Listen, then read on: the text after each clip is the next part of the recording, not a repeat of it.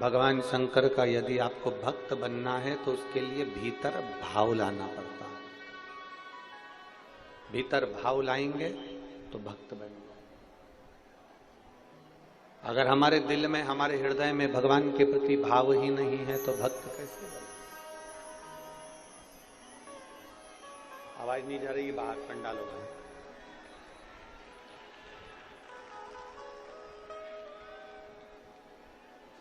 श्रेष्ठ भक्त बनना है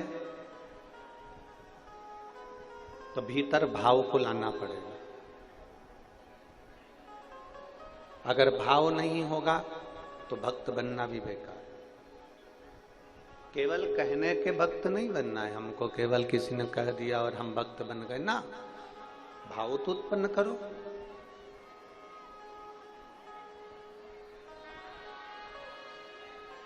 कर रहे हैं। भीतर जब तक भाव उत्पन्न नहीं करोगे तब तक भक्त बनने का कोई मकसद नहीं। अंदर दूसरे के प्रति सेवा का भाव उत्पन्न करिए। अंदर दूसरों की सेवा का समर्पण उत्पन्न करिए। शिव महापुराण की कथा कहती है जब हम भाव उत्पन्न करेंगे तो भक्त बनने का हमको नाटक नहीं करना है, अपने आप भगवान शंकर के भक्त बन जाओ।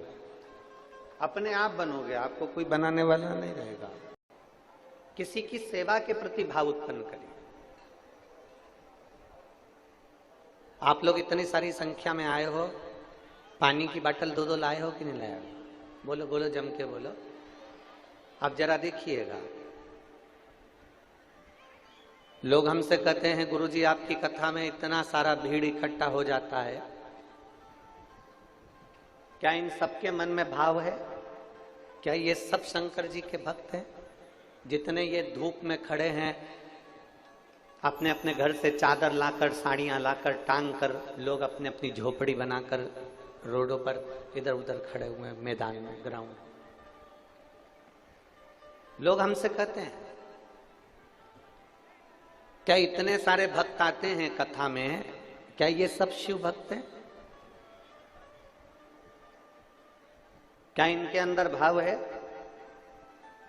हम उनको छाती ठोक कर कह सकते हैं, जो दूसरे को पानी पिलाने के लिए अपने घर से 2 बाटल बैग में टांग कर, वजन उठाकर कथा स्थल तक आ सकती है, तो उसका भाव कुछ कम नहीं हो सकता।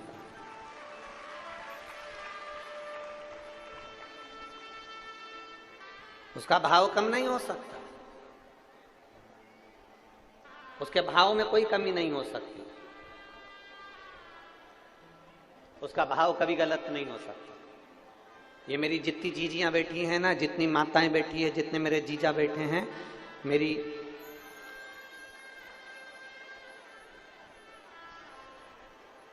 ये जितनी मेरी जीजियां बैठी हैं,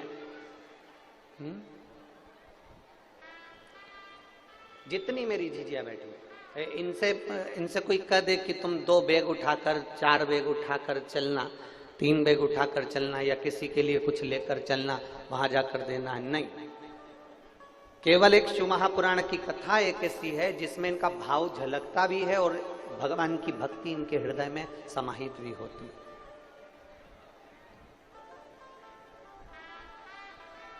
भीतर से भाव उत्पन्न करो।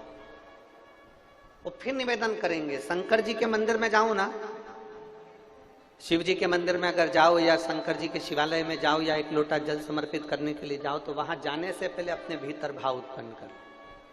कौन सा भाव उत्पन्न करना है?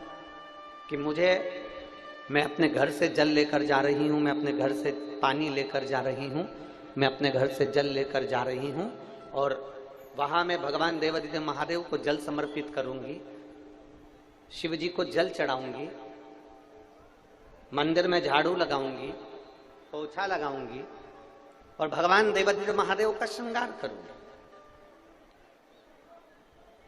हाँ, यदि मार्ग में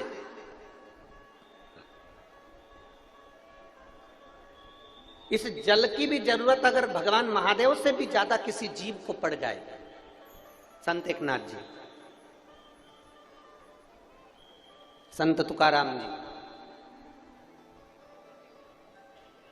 जिन्होंने प्रेरणा दी, त्रिवेणी का जल लेकर रामेश्वरम के लिए जाते हैं और बीच मार्ग में एक जीव गर्मी के कारण रोड पर पड़ा हुआ था।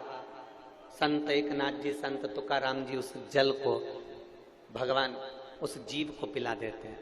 साथ वालों ने कहा तुम ये कावड़ लेकर जा रहे हो, साथ वालों ने कहा ये जल लेकर जा रहे हो, तुम्हें त्रिवेणी का जल शंकर भगवान को रामेश्वर में चढ़ाना था और तुम ये बीच में सारा जल तुमने इसको पिला दिया। तो इतने में संत एकनाथ तुकाराम जी महाराज बड़े भाव से कहते हैं कि देखो वो भी महादेव है और ये भी महादेव है, अगर महादेव को यहां लेना है तो वो जल को स्वीकार कर।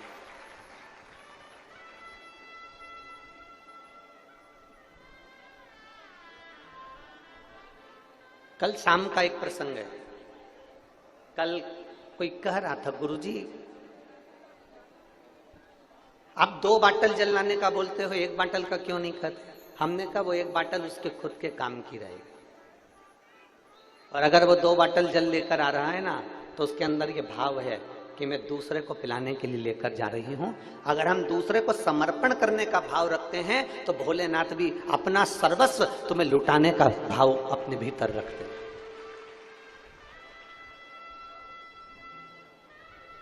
और निर्मल मन सो मोहि, आपका भाव जितना सुंदर होगा, आपकी भक्ति जितनी सुंदर होगी, उस निर्मल भाव से परमात्मा को ढूंढने में देरी नहीं लगेगी। निंदा से दूर हो जाओ, चुगली से दूर हो जाओ, बेकार कर्म से दूर हो जाओ। एक बड़ा सुंदर संवाद आता है।